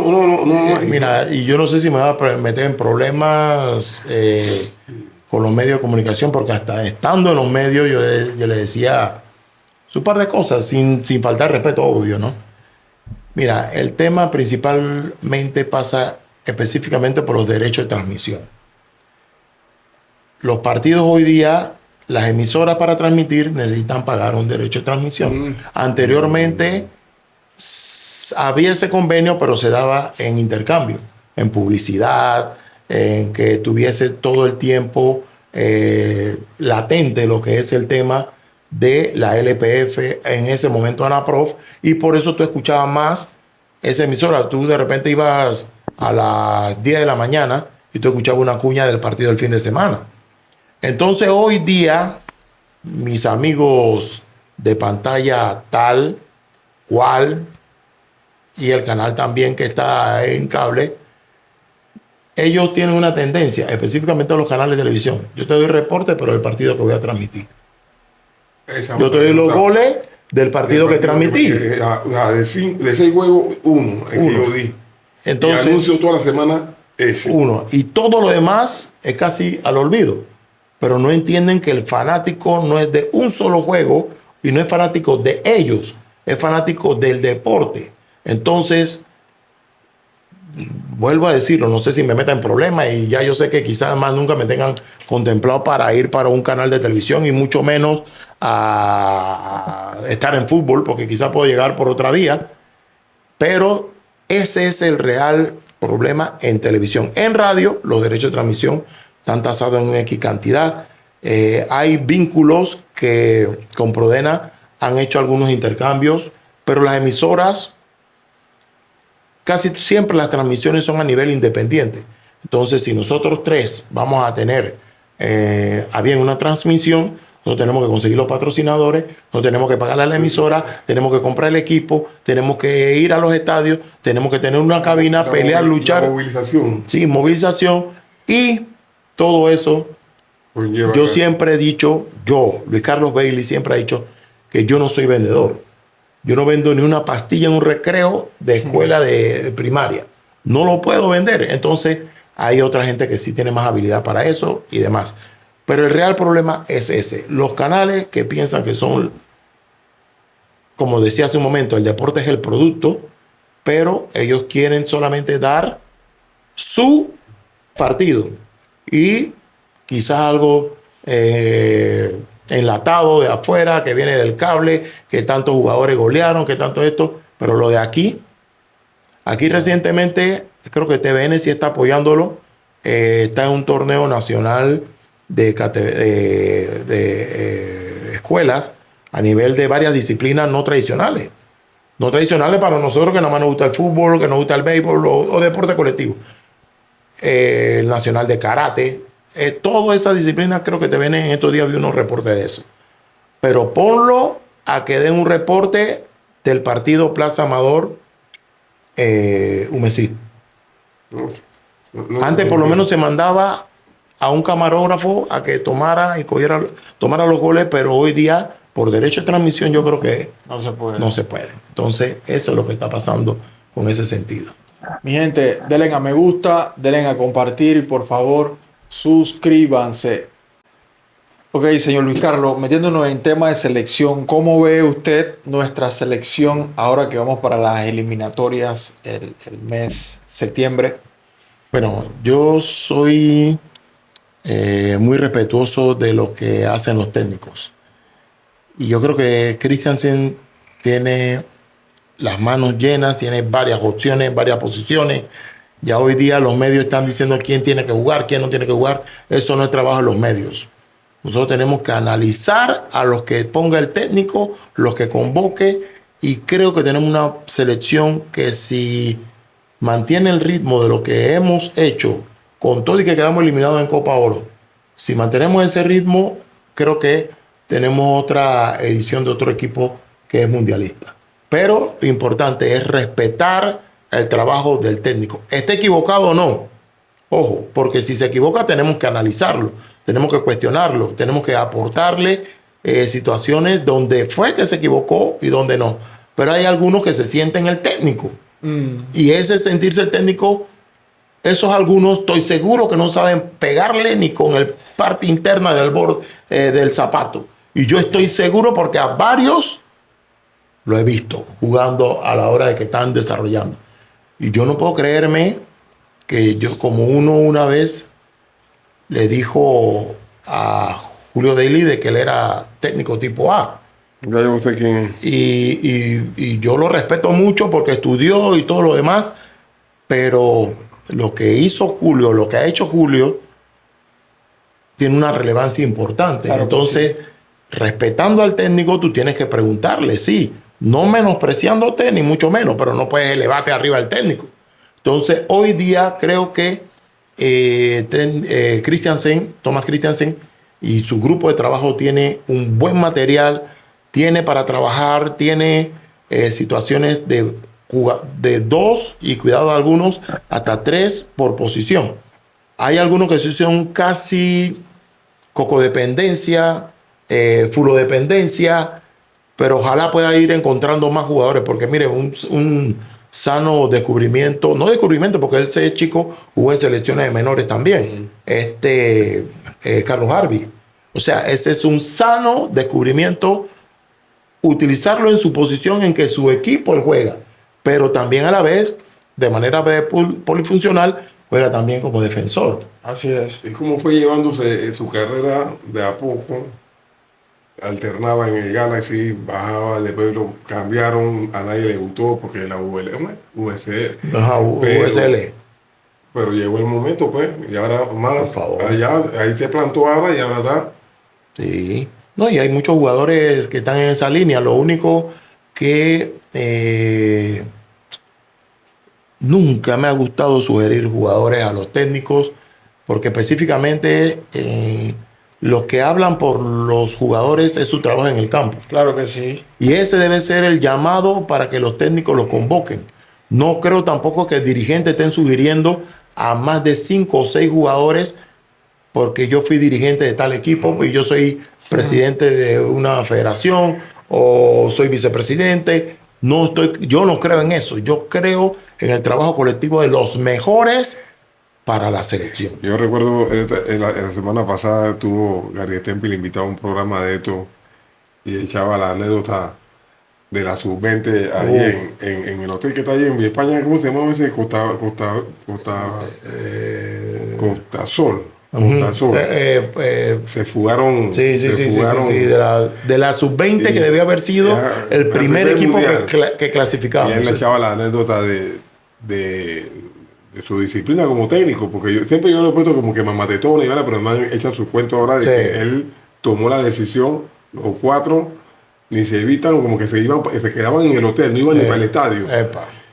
Y dice que los manes le llegaron a los camerinos a decir que es lo que es. Dice el presidente de la federación, no voy a mencionar nombres, nada más que estaba que nosotros tenemos que jugar. Y bueno, además habló tantas anécdotas de esas cuestiones que siempre, la de Elchi, que siempre no iban, pero en ese panel habían unos que no participaron del programa hasta después que se fue Gary. Porque no tenían que preguntar. No tenía nada que preguntar ni nada que decir. Y mira, yo hablando del tema de algunos compañeros, yo sí creo que cada quien con su estilo. Una cosa es el estilo y otra cosa es hacia dónde voy dirigido. Y si algunos quieren ser protagonistas más que el entrevistado es la estrella. Es la estrella, debe ser la estrella. ¿Dónde destaco yo? En la manera en que voy llevando a que el entrevistado vaya diciéndome lo que yo quiero escuchar y lo que yo estoy seguro que los demás escuchen. Esa es parte del éxito. Pero si yo no tengo un bagaje en base a algo, mira, tú tienes, enséñalo, muéstralo, por favor. Tú tienes tus apuntes. Eso no es malo. Porque tú estás haciendo algo que tú tienes claramente que dar un programa y que tú estás preparado para el mismo. Hay veces que hay periodistas, colegas que se sientan así, pero tienen el bagaje. ¿Me explico? Yo vi una entrevista, si mal no recuerdo, de Evander Holyfield por mi amigo, mi hermano Héctor Villarreal. ¿Y quién le va a dudar algo de boxeo a Villarreal? Y el otro lo estaba felipiñando. Y estaban conversando. Y esto y lo otro. Y traducían. Y yo, wow. Si yo de milagro hablo español. Con mucho esfuerzo. Entonces, esas personas me determinaron a mí de que esto no es solo porque Evander Holyfield, cuando vino a Panamá en ese momento, era la estrella que vino, entrevistado por 2 grandes conocedores. Y Evander Holyfield no venía ahí a decirle espejito por oro. Ellos le preguntaban de boxeo y él le respondía de boxeo. Entonces, ese tipo de cosas son los que pasan. Y si yo no tengo ese bagaje, yo me quedo calladito, me aparto. Me voy a parar y me voy. Porque yo no puedo hablar con Gary Temple porque yo no sé quién es O'Neill Vergara. O lo he escuchado mencionar. Y O'Neill ya no vive ni en Panamá. Ese man habló. ¿Te puedo regañar? Pégate al micrófono, por favor. En el San Pedro Sula, ese man habló de ir a buscar hotel. Ni el Comité Olímpico, ni la Federación de Fútbol de aquel momento, o sea, fueron a la Jamaica, por decir aquí en Panamá, a hospedarse, a un pushboto, a una pensión, porque eso fue lo que consiguieron. Y dice que no se acercó nadie, ni comité, porque el torneo era centroamericano, ¿no? Sí. Ningún, para que nos demos cuenta lo que se vivía en ese tiempo en el deporte de este país, fútbol. Sí. Hoy día hay un muchacho que dice la cancha de los Andes es un desastre. Yo hubiera ido para Milla 15 a narrar el Deportivo Perú, a la Peregaleña. Entonces es bonito estar en televisión. Al Roberto Mariano Bula o al estadio de béisbol allá en Santiago. A mí me tocó transmitir una semifinal entre, creo que era Bravo de Projusa y Tauro. O Projusa, creo que era. Ahí Tauro. Y yo, wow, ¿cómo estos manes van a jugar con ese montículo ahí? Entonces, ya verlo, porque yo recordaba de lo que viví en el Mariano Bula, que en ese tiempo fui con el difunto Irene Aguilar Peñalba, y cuando está Irene narrando, yo era preocupado porque están jugando en un campo de béisbol. Y yo, wow, pero es que yo solamente, y es más, y lo más reciente en campo de béisbol fue cuando Panamá clasificó en los partidos que se jugó en el Estadio Nacional. Sí, pero fue totalmente colocado en los jardines.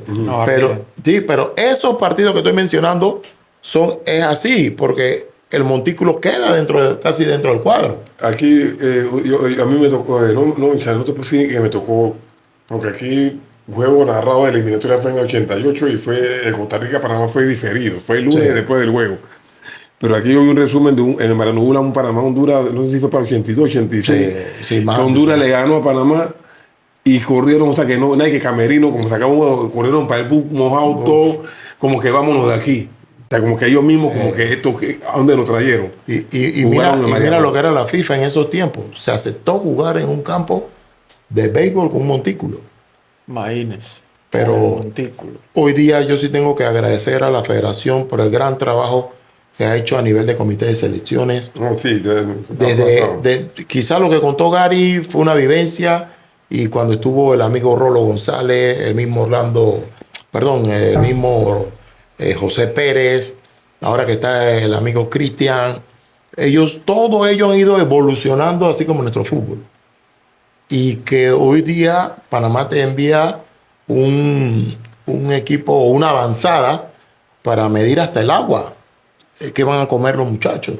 Entonces, con los pantalones largos también se juega. Claro. Y hoy día creo que hemos avanzado. Mucho del éxito de lo que se hace en la cancha tiene que ver también con lo que se hace detrás de la cancha. Ok, vamos a tratar de terminar la entrevista con unas preguntas así, el estilo ping-pong, estilo rápidas. Sí. A ver si usted recuerda entonces cuál fue el gol más épico para usted que narró. Ahora sí me la pusiste buena. Yo puedo describirte 7 goles que narré que fueron los más épicos. Lo que más feeling. 7-1 de Brasil.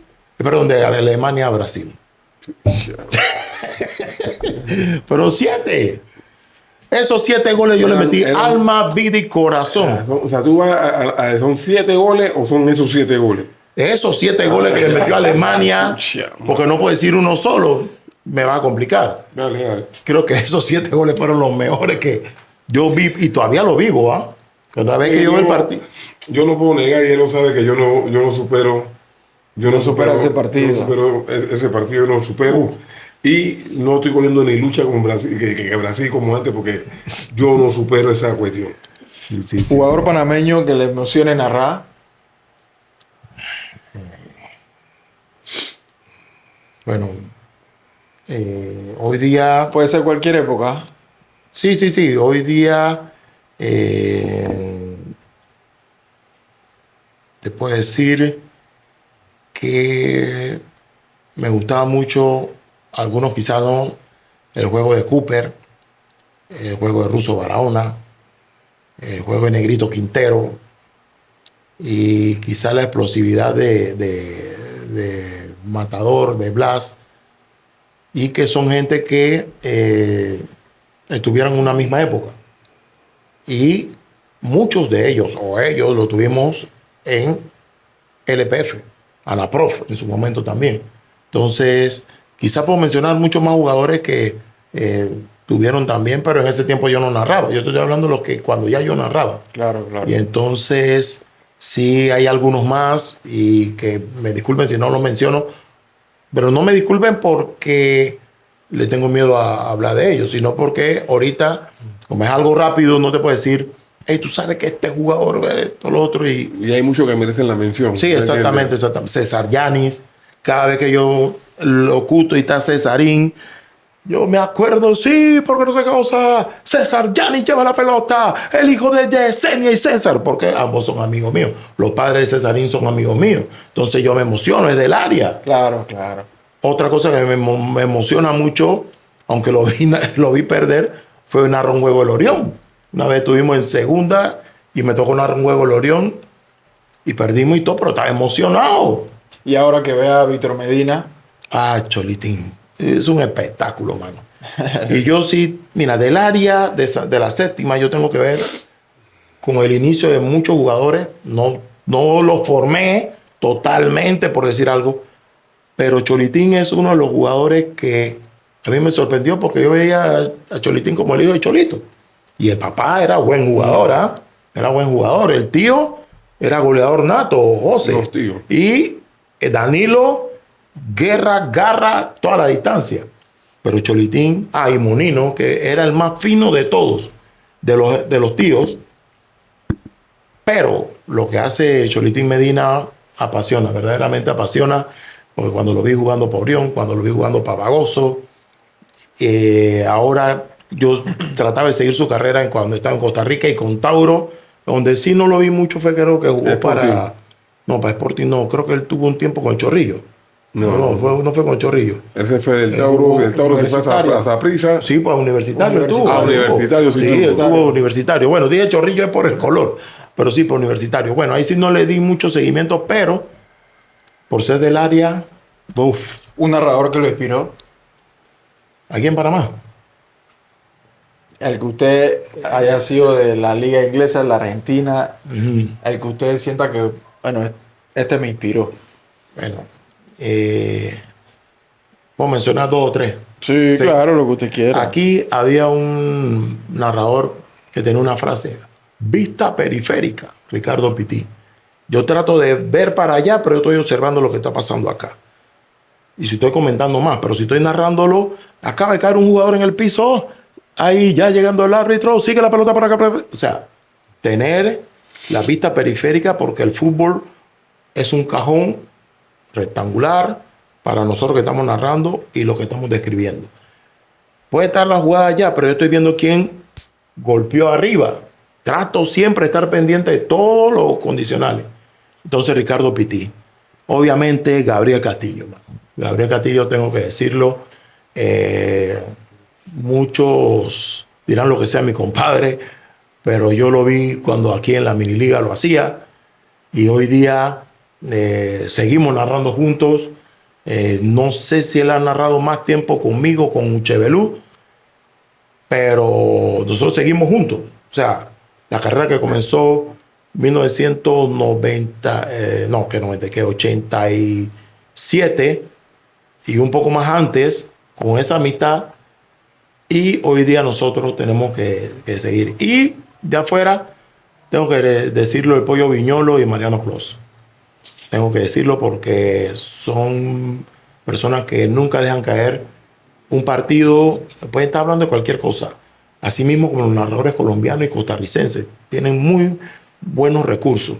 Conocí a Harry McLean, conocí a Mario McGregor, hoy día Cristian Sandoval también. Pero sí, mucho más afuera, tengo que señalar a estos 2 señores. ¿Qué no puede faltar antes de ir al aire? Antes de ir al aire, ¿quién es? ¿Qué no puede faltarle a usted, por ejemplo, cuando va a narrar o a la emisora? ¿Qué no puede faltar? Si te digo, bueno, no sé si esto está censurado. El maíz. Aparte, no, el maíz es después y hasta quedan a veces debiendo. Un refresco bien frío con espumosa. No porque yo narre en fuego, ni mucho menos. Pero sí me gusta tener algo que de repente yo pueda decir y siga la motivación. Y siga, y fluya. Pero si yo estoy tomando agua, puedo fluir, pero hasta ahí. Lo más loco que le haya pasado en una cabina. Bueno, de radio que tuve que narrar el partido Panamá-España. con colegas españoles.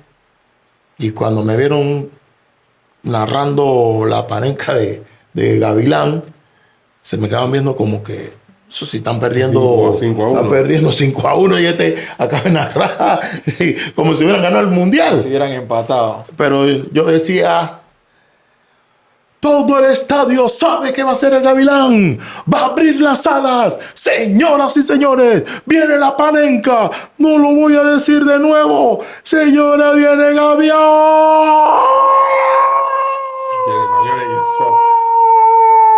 5-0 iba, compa. Ya y los españoles se quedaban y qué. Ellos estaban bravos por la panenca y estaba Iker Bravo y Sergio Ramos y yo seguía coreando el gol. Y bueno, y ese partido estaba, creo, dañado el aire. Eso fue para la emisora que era ante se me escapa el nombre. Radio Panamá. Era para Radio Panamá. Ellos transmitían con una gente de W Radio. Pero de afuera. Aquí era Radio Panamá ya. Y ya los compañeros sí sabían que yo estaba era a modo negro de oro. Así que imagínate. Messi o Cristiano. Sí. Maradona. ¿Narrar un clásico o narrar una final de un mundial? ¿Un clásico de dónde? ¿De España? Sí. Mano, nada supera el fútbol nacional para mí. Yo puedo narrar todos los partidos del mundo, pero a mí me gusta narrar mi fútbol. Fútbol nacional. Fútbol nacional. A menos como recientemente tuve que narrar la final de el Chelsea, que es uno de mis equipos. Entonces ya había esa motivación, esto, lo otro. Pero sí, fútbol local. Si hay un clásico Tauro Plaza, si hay un árabe San Francisco, esos partidos épicos, eso para mí no supera nada. El fútbol local, porque esa gente de allá de España, de esos lados, ellos ni saben que yo estoy narrando eso. Solamente el día ese que transmitimos el partido para España, el de Panamá, Panamá, España. Y yo le digo a la gente que cuando tú vas a España, tú no le puedes hablar el español de su fútbol. Te van a preguntar por el tuyo, y en Panamá muchos no saben ni cómo se juega la liga. Pero ellos creen que porque van a los equipos de España ellos son los conocedores. Tengo que mencionar otro, y disculpa que antes que venga la otra pregunta. Nosotros narrando en Honduras para la Exitosa, el equipo se nos había dañado, tuvimos que narrar por un teléfono. Y estábamos, ese fue el partido que ganamos 2-0, 2 goles de la creo que fue, y Amílcar botó un penal. Pero en el campo estaba Luis Rentería. Matagato, papá, ese fue de ellos. Y ya viene el baile del Lajaberni. Y al lado de nosotros estaba un señor que era como gerente de ventas de la cervecería licorera de allá. La vida. No, yo creo que era esa cerveza. ¿Y qué pasa? Que al señor le gustó lo que nosotros estamos haciendo. En eso yo no me veo que ponen 2 cubos. Y comenzó la cuestión. Y ¡gol de Panamá! Y entonces yo quedé. Se le llevaron el cubo, ¿no? No. Eso ya era para nosotros. Él no lo puso para nosotros, para Hipólito Murillo y mi persona. ¿Y qué pasaba? Que yo estaba con una camisa similar así y hacía qué calor. Y yo estaba narrando en camiseta. Quedé bailando en la Cabernet y todo a la hora que estaba coleando el gol. Y los hondureños nos miraban y que Tomás está loco. Tomás, ¿qué le pasó? Pero sí, eso fue un partido también. Nada más he salido de Panamá 3 veces. Una vez a Costa Rica, una vez a Honduras a narrar. A Costa Rica fue con los dueños del balón a hacer un programa. Y con la selección femenina, que fui como delegado. Y no me gusta montarme en avión. ¿A dónde? A Guatemala. Guatemala. ¿No he ido para el norte, compa? No, papá, no me gusta montarme en avión y mientras más lejos, peor. ¿Hay algún periodista joven que ve con gran futuro?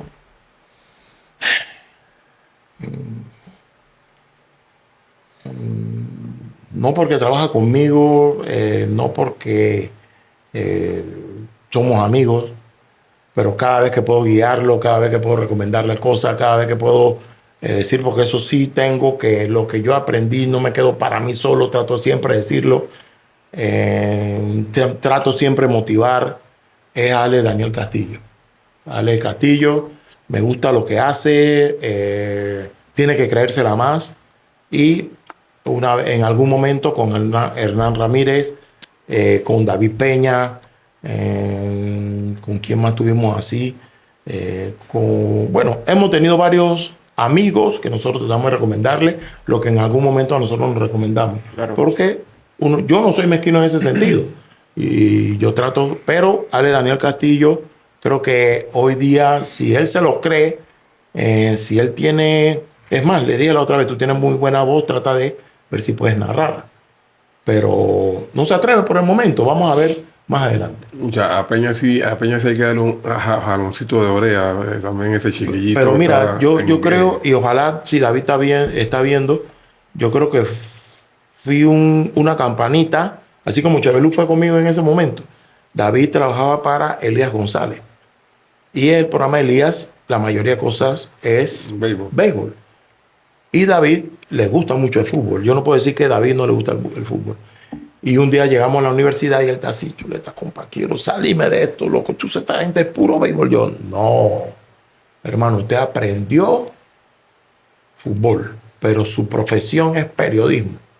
Y hoy día, si tienes que hacer carrera de campo traviesa, si mañana tienes que hacer fútbol, si pasado tienes que hacer baloncesto, si el día tal tienes que hacer, ¿qué te digo? Mejor para él. Ciclismo, tienes que hacerlo porque ese es tu trabajo. Ahora, tú tienes una pasión por el fútbol, vincula esa pasión a tu trabajo. Y eso se lo dije en la universidad conversando. Y después a los días tuve una oportunidad en CERTV, bien por él, después oportunidad cuando fuimos compañeros en TV Max, bien por él, hoy día está. Y creo que tiene un gran potencial. Lo único que a veces los medios a todos nos absorben y creemos que estamos haciendo todo lo correcto. Y tenemos, repito, que hacer ese feedback. Ok, la mala costumbre del señor Luis Carlos. Siempre mencionar que voy a Argentina. En fútbol, es que yo lo primero que vi en fútbol, fue el Mundial del 78. Niño. Y después vino el 82. Y después vino el 86. Y todo eso venía en mi chip directamente que Argentina. Entonces, cuando yo menciono algo de Argentina, no es porque yo prefiero Argentina que Panamá. No.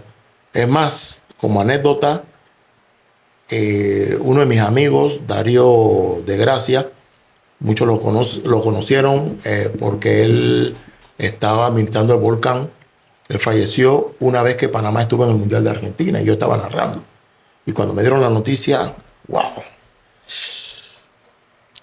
Y yo creo que estaba narrando, porque Panamá estaba en un grupo de República Checa.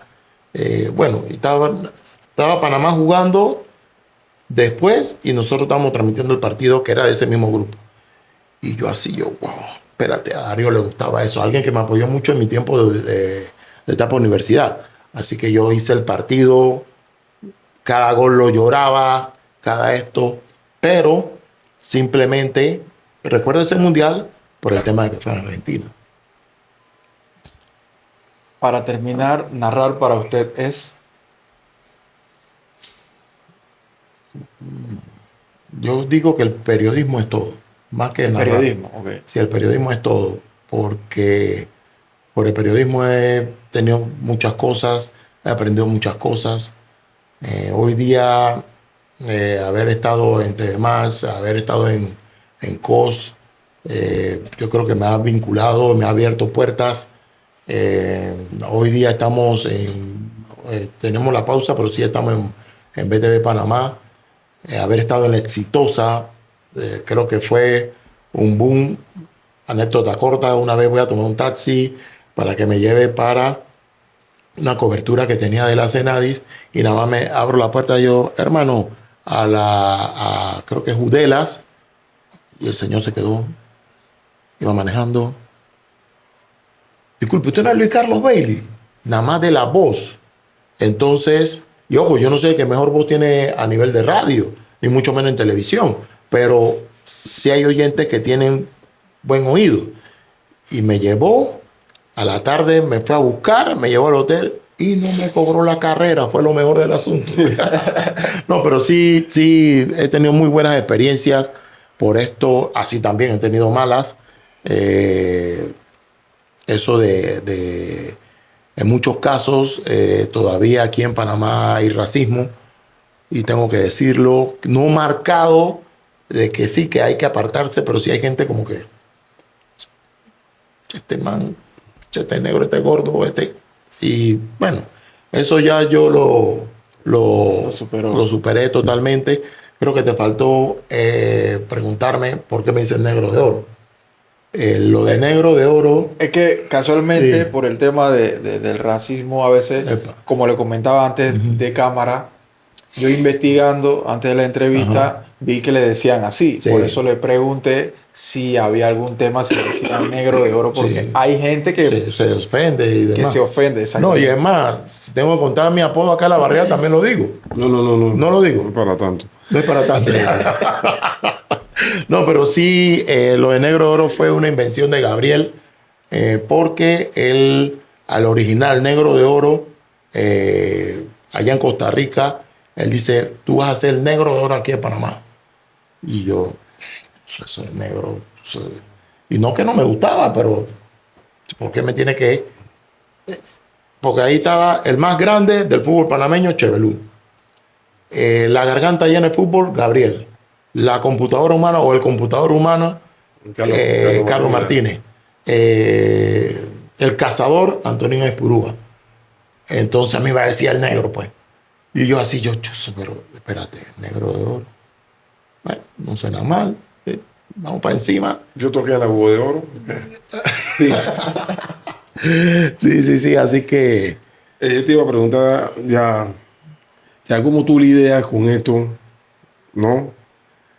Porque te hicieron la pregunta delante, Messi, Ronaldo, te fuiste a Maradona, pero es un problema más bien de los Real Madrid, porque vas a Argentina, te da un título, Argentina con Messi, pero eso como que no va, como que no, o sea, sí, pero no. No lo aceptan.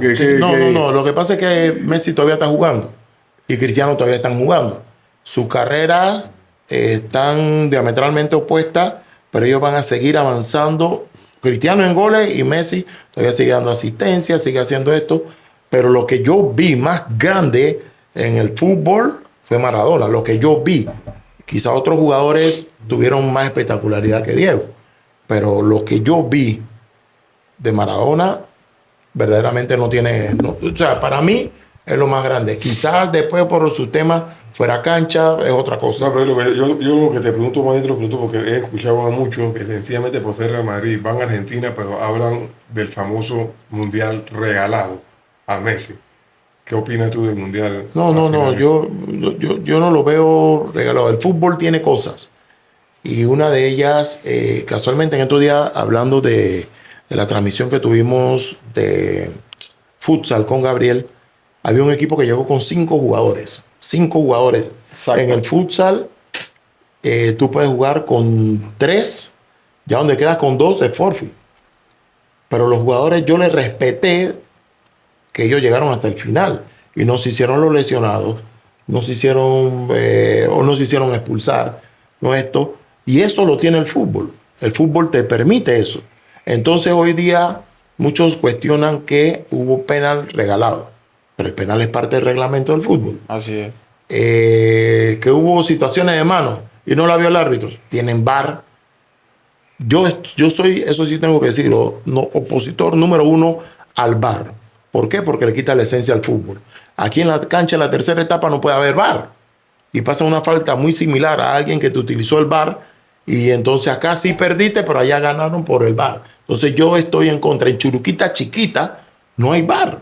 Incluso hay confederaciones que no utilizan. Que no lo utilizan. Es más, Panamá no lo utiliza.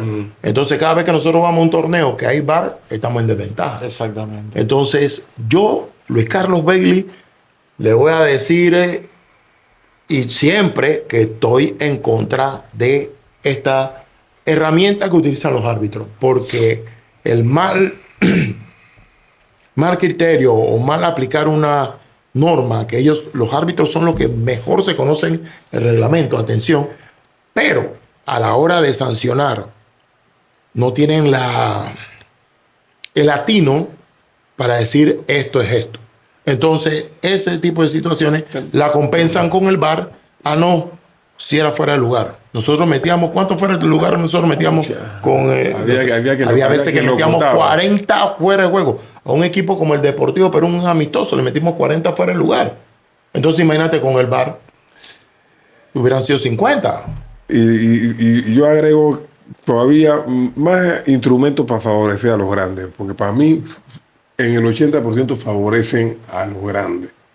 Todos esos instrumentos que aparecen como VAR, etcétera, favorecen a los grandes.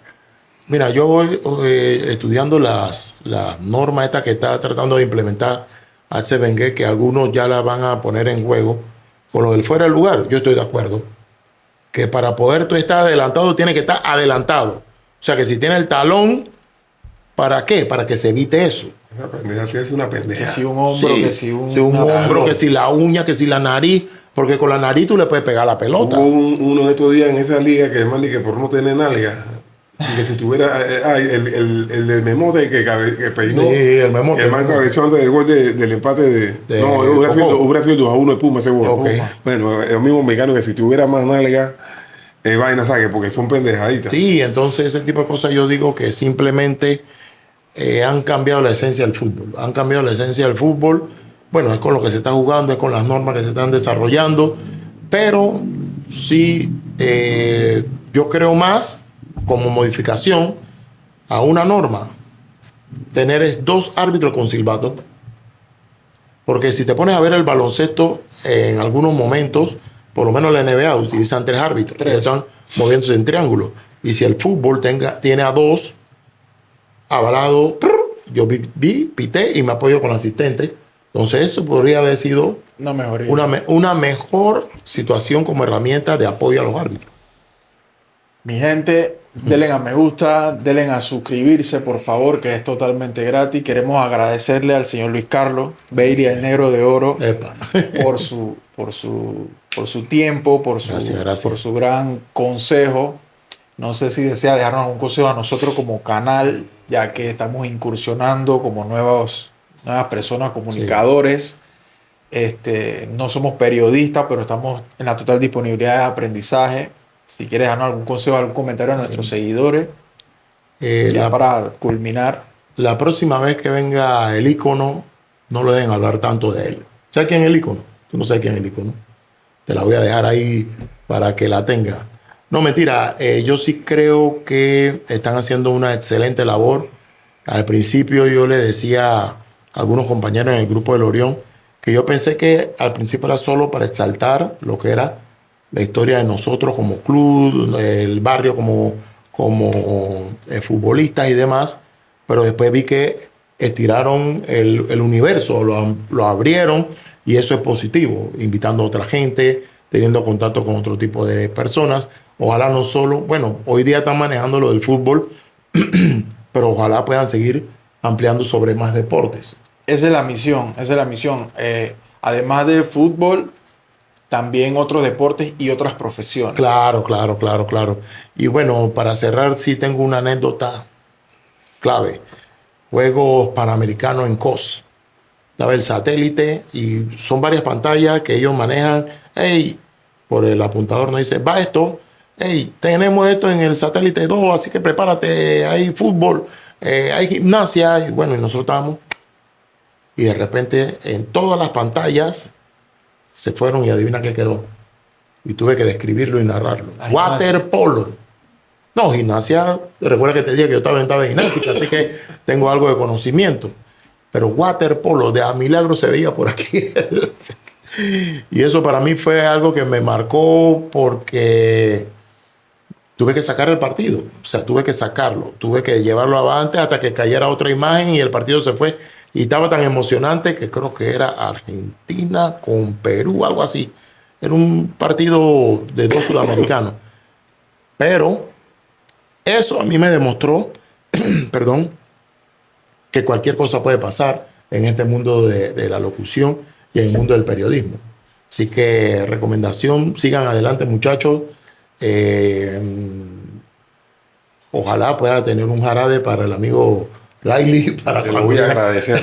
para ese tipo de programa tengan algo adicional, porque de repente puede pasar algo, pero sí, verdaderamente gracias y bueno, a todos los que puedan tener oportunidad de ver este tipo de programas, seguir compartiéndolo, porque lo importante no es darle like nada más, sino compartirlo. Tú agarras el link, lo compartes con alguien que le va a parecer interesante, usted compártalo, siempre comparta y lo suma con un like. Entonces, muchachos, muchas gracias y bueno, para próxima oportunidad, cuidado tener no solo la parte periodística, porque me faltó 1.000.000 de cosas como dirigente. Uf, viene la segunda parte. Viene una segunda parte. El ícono es olímpico. El ícono. Ese es el ícono. Así que mi gente, muchísimas gracias. Nos vemos en el próximo capítulo.